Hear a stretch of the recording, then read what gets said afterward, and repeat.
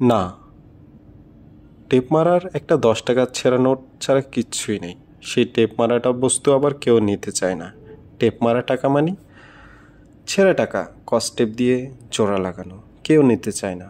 ফকিরকে ভিক্ষা দিলে ফকির বলে, বাবা এটি বদলে দিন। খালা, তুমি কি জানো কস্টেপের টেপ মারা 10 টাকা ফকিরকে দিলে বেচতে তুমি এর 70 গুণ পাবে, 700 টাকা।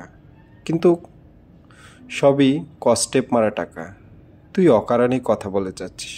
ব্যাপারটা কি? যে ছেলে রাত 9টায় বিয়ে করবে সে স্বাভাবিক আচরণ করবে?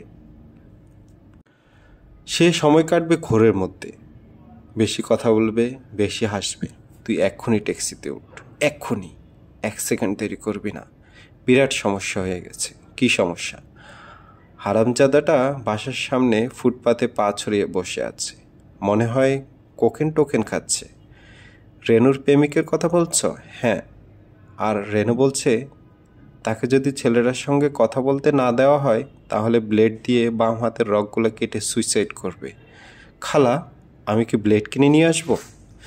ব্লেড কিনে নিয়ে আনবি কী জন্য? তুই ওই হারামজাদার ছেলের সঙ্গে কথা বলবি, ওই বরটাকে এখান থেকে সরাবি।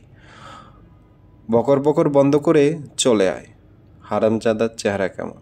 3 তলা থেকে চেহারা কিভাবে দেখব? তবে বেটে, থলথলে মোটা, হনুমানের মতো দেখতে।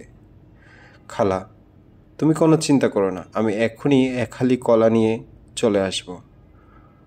কলার লোভ দেখিয়ে হনুমান আউট করে নিয়ে যাব। কলা নিয়ে রিক্সা উঠব, হনুমানটাও লাফ দিয়ে উঠবে। তারপর দ্রুত রিক্সা নিয়ে পকারপাড়। খালার ফ্ল্যাটের সামনে পা ছড়িয়ে হনুমান টাইপে কাউকে বসতে দেখা গেল না। এক চটপেওয়ালা চাক্কাওয়ালা দোকান নিয়ে বসে আছে, তার হাতে ঘন্টি।